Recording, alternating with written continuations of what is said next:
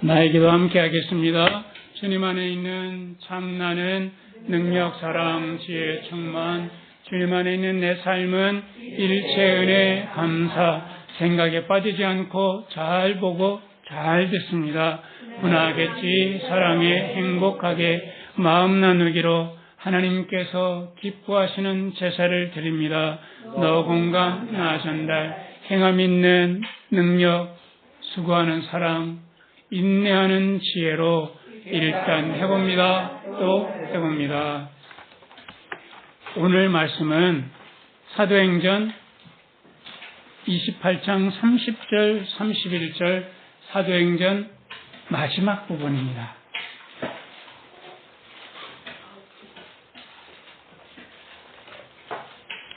사도행전의 대단원은 어떤 식으로 마감이 되는지 생각하면서 읽으시면 좋겠습니다. 보통 소설을 쓰면 대단원에 엄청난 반전이 있다든지 아니면 앞에서 전개됐던 모든 것들이 한번 싹 정리되고 일단락되는 그 느낌이 있지 않습니까? 지금 사도행전이 28장 엄청난 이 역사가 흘러왔는데 어떻게 마감되는지 한번 보세요. 이 마감되는 느낌을 한번 느껴보시면서 읽으시면 좋겠습니다. 바울이 온 이태를 자기 셋집에 유하며 자기에게 오는 사람을 다 영접하고 담대히 하나님 나라를 전파하며 주 예수 그리스도께 관한 것을 가르치되 그 많은 사람이 없었더라. 이 대단한 느낌이 어떻습니까? 마감되는 느낌입니까? 아니면 여전히 열려있는 느낌입니까? ING. 그렇죠. 여전히 열려있고 여전히 ING 뭔가 진행 중인 것 같은 그런 느낌으로 그냥 일단락을 냅니다. 이것은 누가가 이렇게 의도했던 바입니다. 사실은 이 사도행전은 마치 잘 보면 주인공이 누구 같습니까? 대체적으로 사도행전이니까 사도들이 행했던, 말씀을 전했던 그 모든 내용을 전하는 건데 12제자 중에 특별히 누구를 스포트라이트 하는 것 같습니까? 대체적으로 1차, 2차, 3차 전도행을 하면서 이 많은 부분을 할애한 분이 누굽니까? 바울이라서 이거 잘 생각하면 이거 바울 행전인가? 라고 생각하기 쉬워요. 바울 행전이 아니라 지금 이 사도행전은 실제로는 주인공이 누군가 하면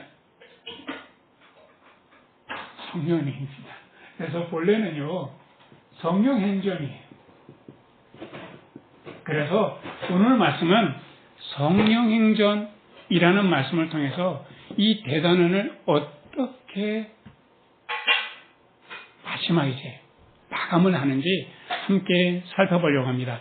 30절에 보시면 바울이 몇 년 동안 셋집에 유한다라고 했습니까? 이태 동안 하면서 자기에게 오는 사람들을 다 영접하면서 무엇을 전합니까? 하나님의 나라와 주 예수 그리스도에 관한 것을 가르친다라고 하는 이 말씀으로 지금 이 말씀을 끝내고 있는데 유대인들이 극심하게 반대하고 그리고 로마의 사슬에 묶여 있는데도 복음은 결코 침묵시킬 수 없다라고 하는 이 말씀으로 끝을 내고 있는데 실제로 이 사도행전 말씀은 어디에서부터 시작하는가 하면 사도행전 1장 8절에 예수님의 말씀부터 시작합니다. 우리 같이 한번 읽어보겠습니다. 사도행전 1장 8절 우리 잘 아는 말씀입니다. 같이 한번 읽죠. 오직 성령이 너희에게 임하시면 너희가 권능을 받고 예루살렘과 온 유대와 사마리아와 땅끝까지 이르러 내 증인이 되리라. 근데 이 말씀을 들은 사람들은 예수님의 12제자들이란 말이에요. 이 제자들이 말씀을 들을 때 사실은 그 사람들은 얼마 전에 예수님께서 십자가에서 죽으실 때에 다 도망갔던 오합지졸이었어요. 대체적으로 이 사람들이 권력을 갖고 있다든지 엄청난 돈을 갖고 있다든지 여러 언어들을 함께 할 수 있었던 사람들이 없었어요. 그저 평범한 사람들이었고 대체적으로 어부였단 말이죠. 근데 이런 사람들에게 무슨 말씀을 하시는가 하면 너희에게 성령이 임하셔서 능력을 받으면 예루살렘과 온 유대와 사마리아와 어디까지 가서 땅끝까지 예루살렘에서부터 땅끝까지 말씀을 전하는 증인이 되리라 라고 하는 말씀이에요. 근데 이 땅끝이 당시에는 어디라고들 생각이 나면 그 지중해 지금 이스라엘은 가장 동쪽에 있단 말이에요. 가장 서쪽에 뭐가 있을까요? 스페인. 그래서 이 사람들은 땅끝을 스페인이라고 생각을 했어요. 그리고 또 어디를 땅끝이라고 보통 많이 생각하냐면 로마. 로마는 당시의 모든 권력과 경제와 문화가 집중되어 있는 세계의 중심이라고 여겼기 때문에 이 두 곳을 땅끝이라고 생각하는데 이게 오합지졸인 12제자들에게 가능하기도 한 이야기겠냐고 말이죠. 정말 불가능한 이야기처럼 보이는데 실제로 바울이 그 로마의 중심지까지 가서 이렇게 말씀을 전하는 것을 보면 확실히 약속은 지켜지더라. 사람의 한 사람 한 사람의 능력이 아니라 바로 성령님께서 그렇게 하시더라 라고 하는 거죠. 그래서 지금 바울은 이렇게 복음을 담대하게 거침없이 이렇게 말씀을 전하고 있는데 이후로 지금 바울이 이태 동안이라고 할 때 이때는 그 네로가 초기에 집권했었던 AD 한 60년 정도 됐던 때였습니다. 그런데 로마에 굉장한 변혁이 있던 때가 있었어요. AD 64년에 로마에 대화재가 일어납니다. 그래서 네로 황제에 대한 백성들의 원성이 자자했을 때 그때 네로는 이거를 지금 해결을 해야 되는데 해결할 수 있는 방도를 자기에게 오는 화살을 누구에게로 돌렸냐면 기독교인들에게 돌렸습니다. 그래서 사실은 바울은 그 전까지만 해도 이태 동안 복음을 전하면서 한번 풀려났던 것 같아요. 왜냐하면 디모데전서 1장 3절을 보면 디모데를 에베소에 두고 나는 마게도냐로 갔다. 이런 내용은 사실은 1차, 2차, 3차 전도여행할 때는 없는 내용이에요. 그런 거 보면 이거 4차 전도여행을 기록하지 않았지만 한 번 더 했구나. 그러니까 한 번 구류인 상태에서 완전히 풀려나는 일이 있었던 거예요. 그런데 64년에 여름에 대화제가 있었으니까 그때 급하게 네로가 기독교의 그 수장들을 붙잡아 들은 거죠. 그때 당시에 누가 지도자였냐면 베드로, 바울이었단 말이죠. 그래서 베드로와 바울을 붙잡은 거예요. 그래서 여러분들 그 영화 코바디스 보셨습니까? 그 베드로가 꽉 잡히게 되고 할까봐 제자들이 피난을 시키잖아요. 베드로. 그럴 때 베드로가 열심히 도망가는데 주님께서 나타나서 코바디스. 무슨 내용 말입니까? 주님께서 어디론가 가고 계시는데 거꾸로 이렇게 가시는 거예요. 마주친 거죠. 그래서 주여 어디로 지금 가고 계십니까? 그러면서 나는 네가 버리고 가는 나의 백성들을 향해서 가노라 해서 발걸음을 바꾸는 이런 장면을 우리가 알고 있는데 바울이 64년 여름에 붙잡혀서 이전과는 상상치도 못했던 혹독한 상황을 맞이하게 돼서 이때는 지금 30절을 보면 셋집에서 이렇게 여유 있는 그런 가택연금의 상황이었지만 지하 감옥에 갇히게 됩니다. 정말 쓸쓸하고 외로운. 그래서 디모데 후서 이 정말 아들처럼 사랑하는 디모데에게 마지막 편지를 보내는데 그때 이미 자기는 죽음을 직감을 합니다. 그래서 뭐라고 고백하는가 하면 디모데후서 4장 6절에 보면 이런 말씀입니다. 그냥 들어보세요.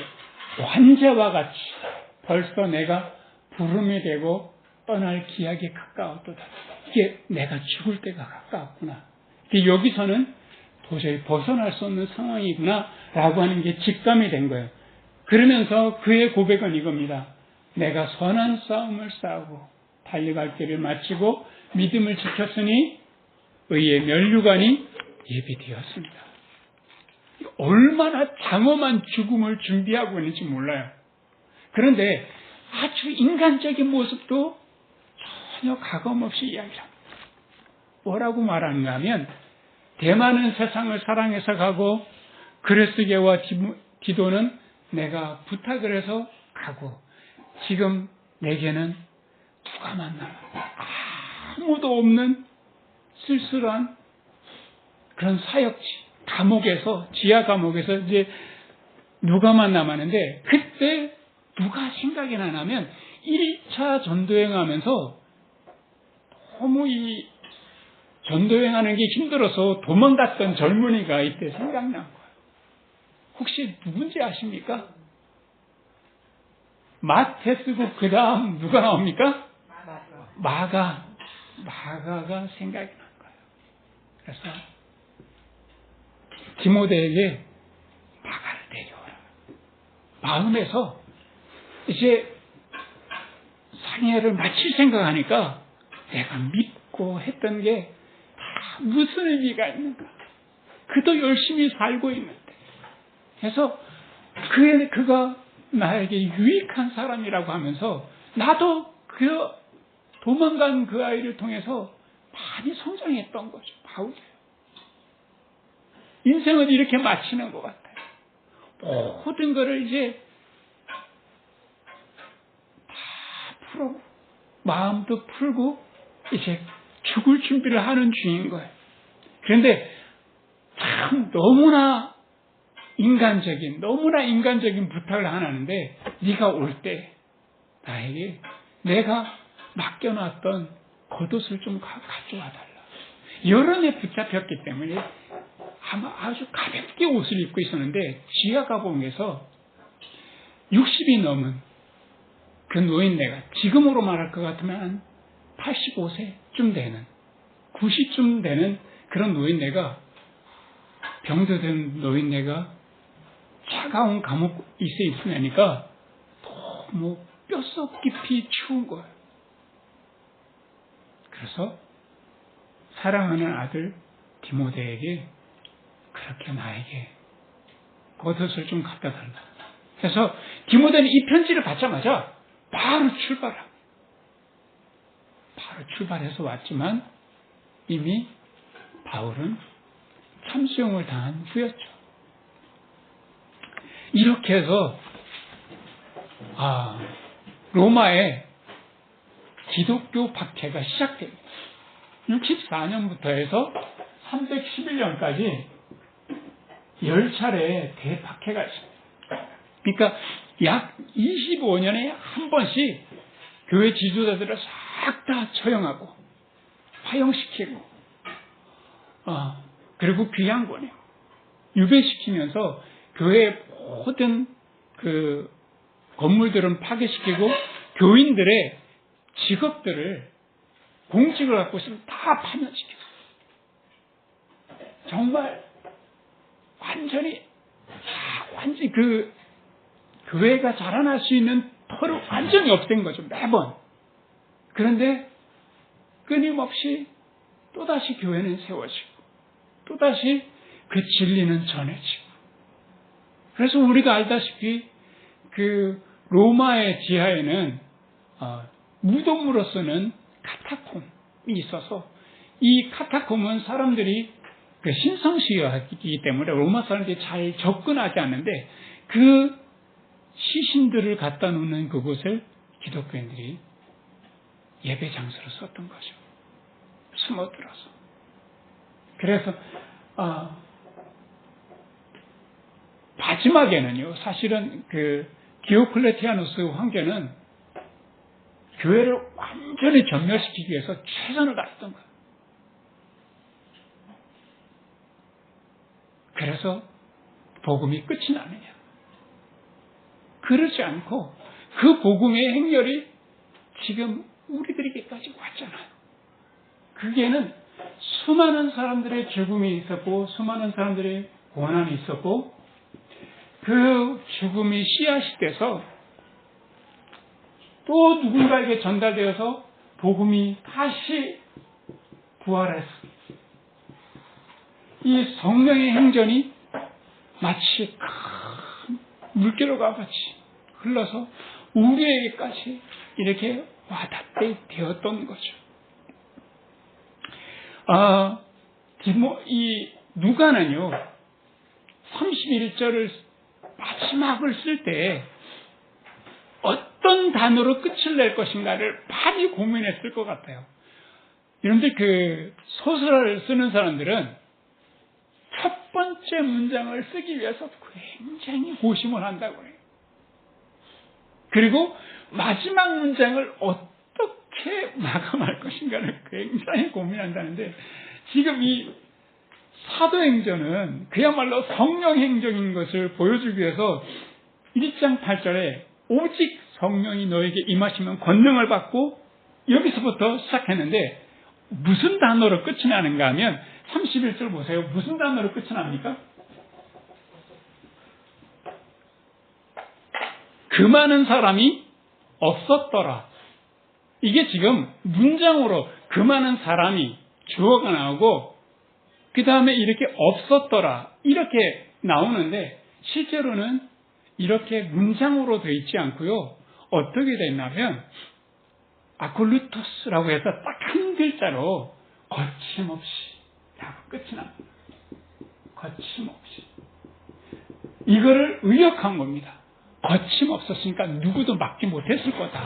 이렇게 의역한 겁니다. 그리고 바로 앞에는 뭐가 나오면 지금 이 31절은 어떤 단어로 시작합니까?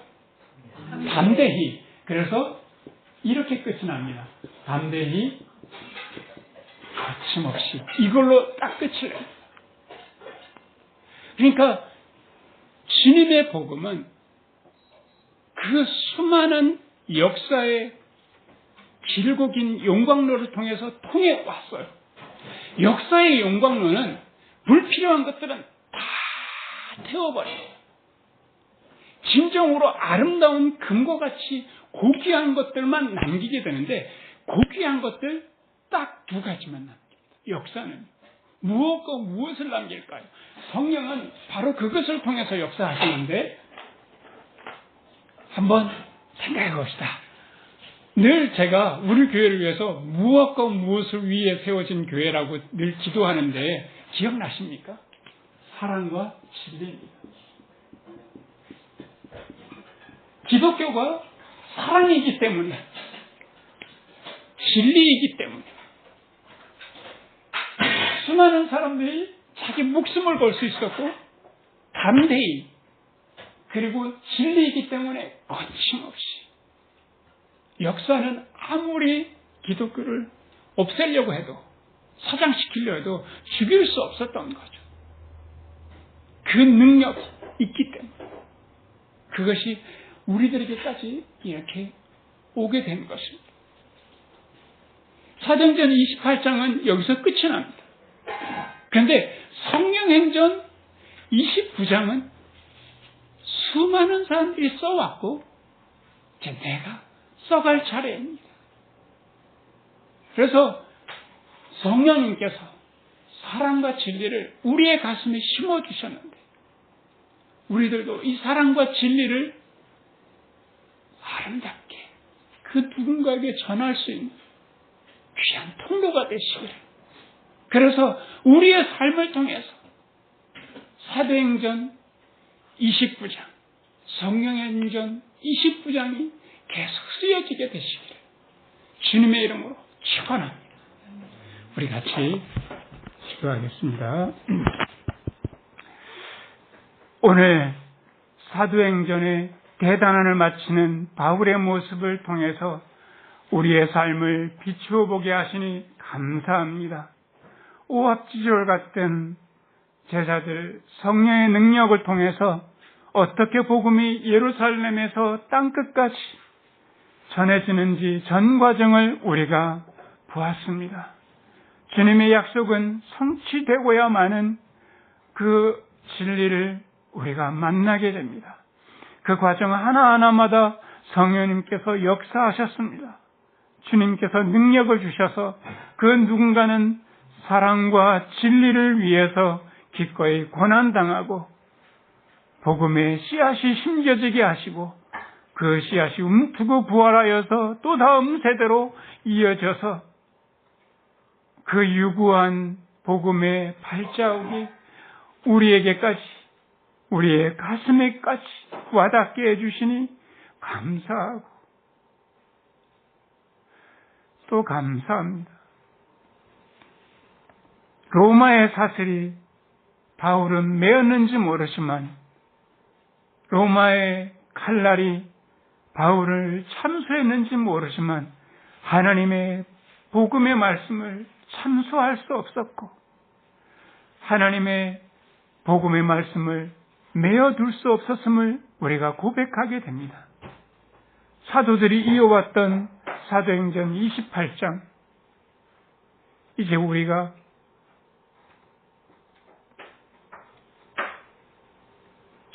이제 내가 29장으로 이어가게 주시옵소서. 우리의 가슴에 있는 사랑과 진리가 성령을 통해서 능력이 되게 하시고 복음의 통로가 되게 우리의 삶을 축복하여 주시옵소서. 여기 앉아있는 우리 하나하나가 사도행전 29장의 주인공으로 살아갈 수 있도록 축복하여 주시옵소서. 예수 그리스도 이름으로 기도합니다.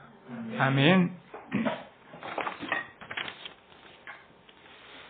우리 찬송가 270장 같이 부르면서 준비하는 금 하나님께 드리도록 하겠습니다.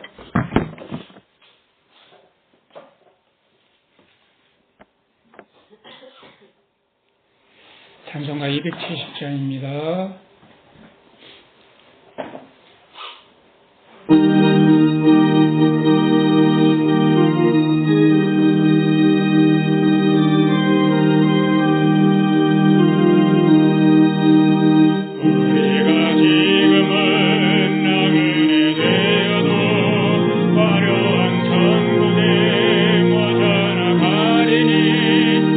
세상이 있을 때 주 예수 위하여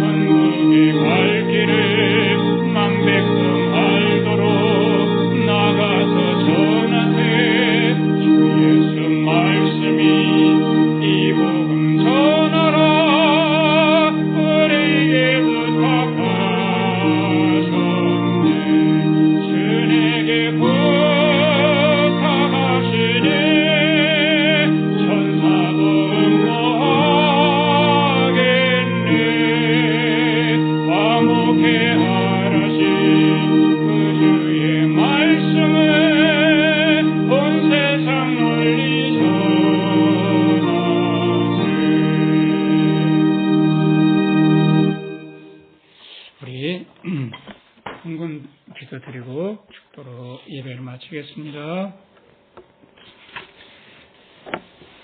사랑과 진리의 하나님 아버지, 우리가 무엇이길래 우리에게 생명과 구원의 은혜를 주시기 위해서 예수 그리스도께서 고난당하시고 또한 부활하셨는지, 우리가 무엇이길래 수많은 귀한 분들의 고난과 죽음을 통해서 우리에게 복음과 사랑과 진리가 전해지게 해주셨는지, 감사함으로 드리는 이 헌금, 그 엄청난 구원의 역사의 물결이 나에게까지 와닿게 하신 그 사랑에 비할 수는 없지만, 우리들의 땀과 수고가 담긴 감사와 믿음의 고백이 오니 기쁘게 받아주시옵소서.